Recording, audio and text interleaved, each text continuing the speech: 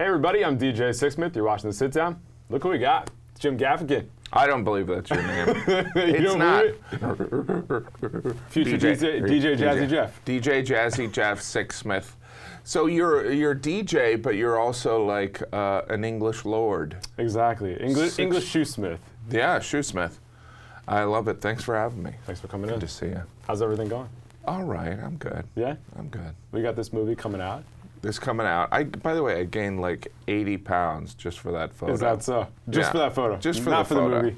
Not for the movie. You're like, I'm going to be super disheveled. I'm going to go around stealing babies, you know, just It kind of looks like a comedy. Yeah, it certainly isn't a comedy. It's not a comedy. No. So what was it like jumping into this for you? It was amazing. You know, I had read the script. I really responded to the story, and I love the fact that this character was somebody that at the beginning you empathize with him, and then by the end you have a different opinion. And so as an actor, that was something really fun to play along. Yeah, definitely. So what were some of the challenges with that? Well, it was all night shoots. So, you know, overall I mean, I love it. You know, I think overall acting is just kind of concentrating. That's the only issue. It's like, you know what you want to do, but it's like sit around, stand outside in freezing cold weather, and then they're like, all right, now we're going to do it. So you're like, oh, cool, I'm really ready for this now. Yeah. So 2 o'clock in the morning, driving around. It's all about concentration. You got some love from Russell Crowe for this. I know. How about that? That's amazing. That's pretty legit. Right? I like to think of him as my best friend now. It is nice because, you know, it's hard with small indies just to get people to check it out, because there's, you know, there's so many options of things to check out. So I understand, and that's where you appreciate someone like Russell kind of just stepping up, kind of. It wasn't requested. I didn't know him. He had seen it because he was checking out directors to work with, and he really enjoyed the movie. Are you still a guy that goes to the movie theaters? I have 5 kids, so if I am going to the movies, it's usually to see a kids movie. But I would definitely go and see American Dreamer. Yeah. But it's going to be video on demand. Right. So there is, you know, we can see things in a lot of different ways. So I just want people to check it out. Do your kids watch your stuff? They, you know, I don't make them watch. That would be pretty. Kids, sit down now. It's time to watch Dad. You know, but you know, my wife will check stuff out, and then there might be a kid around. But this one's pretty heavy, so. Maybe wait a couple years. I certainly wouldn't want the younger ones to see it, but the older ones might. It's heavy. You know, my 13-year-old son has kind of like an old soul, so I think he might be interested in this. Does he get that from you or your wife? I don't know. I think some of it is these kids come and we try and control what they're like, but in some ways we have no control. Right. Yeah, you just kind of have to see how it goes. Yeah, they're just on loan, and you just make sure they don't end up serial killers. It's right? Probably a good idea there. Yeah. So why don't we wind it back? Take me to growing up, because like you were into SNL, you were watching all these different comedians. Like, who were the big inspirations for you? Gosh, I would say a big inspiration was David Letterman. You know, I'm from Indiana, so seeing him and knowing that he was from Indiana was really. It's a big deal. A big deal, but also his sensibility, the way that he was kind of sarcastic, but it was open to people, was really appealing. Bill Murray, huge Bill Murray fan. And, but you know, other comedians, I love Jonathan Winters and Seinfeld and Carlin and, you know, Cosby before he raped everyone. Yeah. You know.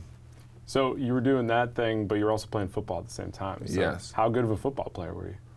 I was all right. I mean, you're in the college mix. Yeah, but it was not, I don't want to be dishonest. You know, it was something I started doing, and, you know, I love football, and I'm grateful that I did it, but I wasn't, you know, Russell Wilson. You know, I mean, I wasn't, do you know what I mean? I wasn't, you know, this superstar, but I was somebody who was good and, like, I don't know. It's weird because, like, I just think of, like, voluntarily getting hit in the head just seems insane. It does seem insane. But, you know, I would do it. And I remember, you know, here we are.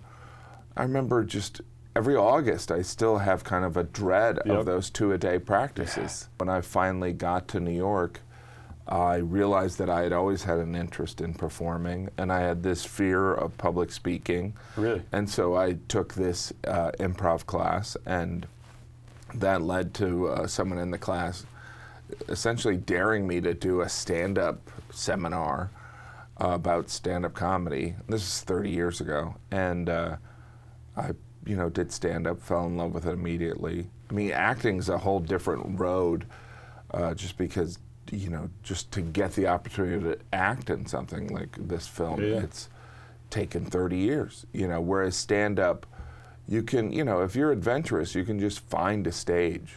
Yeah, you can just go out there and give it a shot, right? You said something interesting. You said you started doing the stuff you wanted to do as opposed to what people wanted you to do. When did that shift happen for you? I think in my 20s, I think I was kind of, I would say, you know, I didn't know. I was like, all right, this is what we're supposed to do? Oh, we're supposed to, I mean, I grew up in kind of a family where my dad was the first one to go to college, so success was wearing a tie.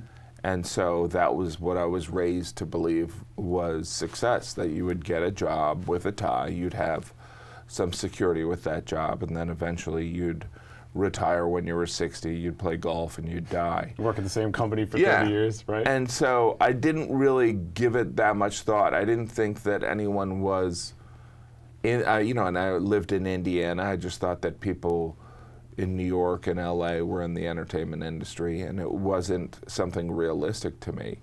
But then, you know, it's, you know, dissatisfaction kind of prompts you to try things. So when did you feel like you were finding yourself on stage? Like, you're in your early 20s, you're doing your thing around the city. When do you finally find your voice, your sound?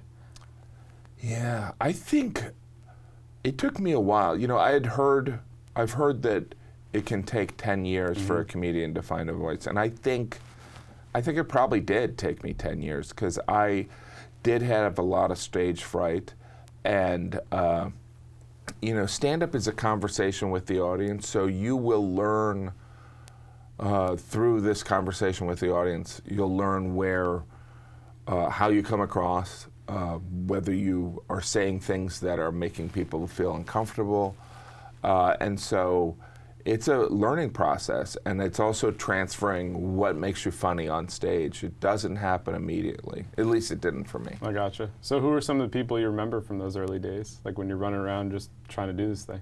Oh my gosh, yeah. I mean, I remember, you know, you have comedy buddies, but there's, you know, some of them are, you know, no longer doing it. Some of them are no longer here. I mean, I had a comedy buddy, Greg Giraldo, who, when I met him, we were both wearing a suit, and he was a lawyer, and I was an account guy at an ad agency.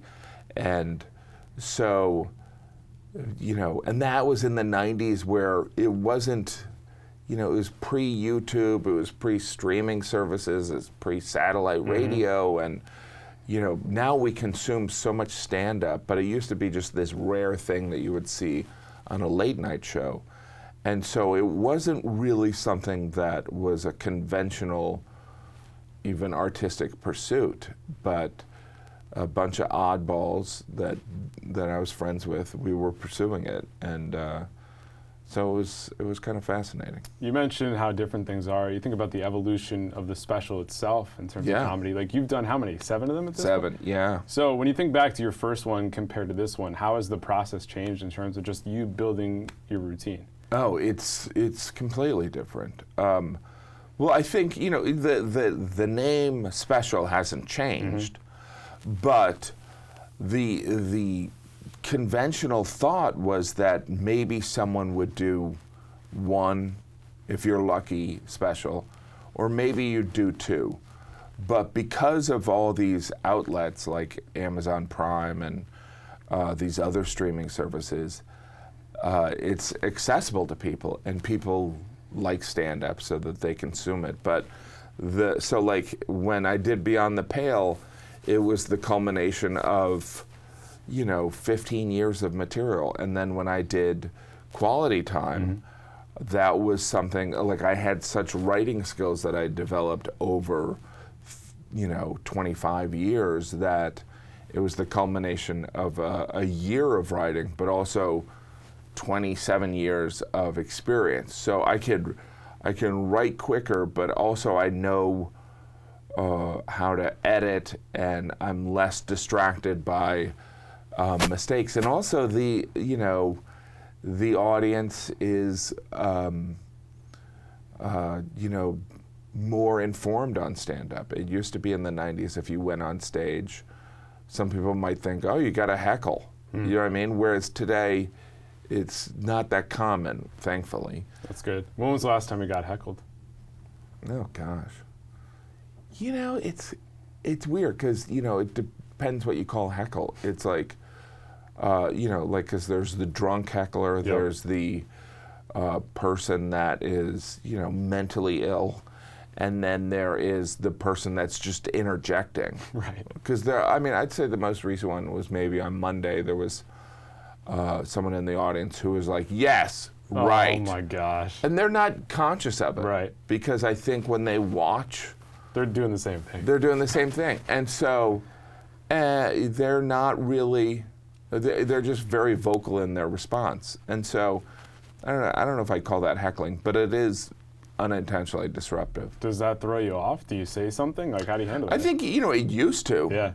But now there's a focus that you have, and I'm less likely to get distracted. I mean, that's the advantage of having done it so long, is that I feel like I keep getting better at it, and I won't be thrown if a situation's not perfect. Whereas like 15 years ago, I'd be really annoyed. Oh, that person interrupted that joke, and now I know it's like I still have to edit. Like, you can edit some without even going on stage. Obviously, there's nothing better than trying things on stage. Yeah, you can just kind of tinker with things and see where they go. So how many shows a year are you doing now? Because you're still grinding. Like, you're one of the top people in the industry, but that hasn't stopped you from doing your thing. So why is that still such an important thing for you? Oh, it's so fun. It's you still have the joy with it. Yeah, there's something about the creation of a line, or even discovering a topic that could be funny, that is rewarding on a level that you wouldn't imagine. It's, there's a creative fulfillment that, is obviously some form of an addiction, probably, but there's such a reward in finding a joke. And sometimes it just comes out, like, it'll come out with like 4 or 5 jokes, and sometimes it's just a line, and sometimes you learn, you're constantly learning with every interaction, and as a result, doing a set, I feel a sense of relief and comfort. Like, if I haven't performed in a couple nights, my wife will be like, go and do stand-up, because I'm kind of annoying. Is it more relief when a joke hits, or thrill? It's much more of a thrill. And there is something about, when I'm doing longer shows, there's sometimes you're mentally thinking about it, and sometimes you just are kind of going along with it. So there's times when jokes come out that I don't even think I'm thinking of it. You're not even conscious of it? Yeah, wow. And it sounds relatively insane, but like, there are moments where you'll be on the subway, and that's why I'm always looking at notes, and you'll be like, all right, I'll look at this, I'll do this topic, and then because you looked at it on the subway and you saw an ad for some teeth cleaning thing, then when you're on stage, you think of the teeth cleaning thing with the topic, and I don't know if that makes sense. No, but it is just how your mind works that way. Yeah. And it's just, it becomes a way of organizing things. So,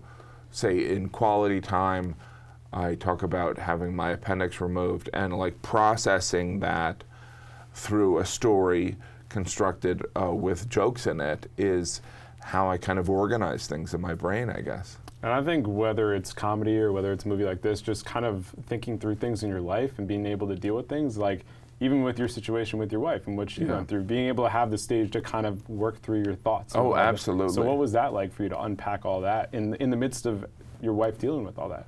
Well, you know, it's interesting. Even American Dreamer, you know, I'm very different from Cam, but as an actor, you want to, you really dive in and kind of become a champion of the character. And you have to like them, and you kind of see how you could have been like them.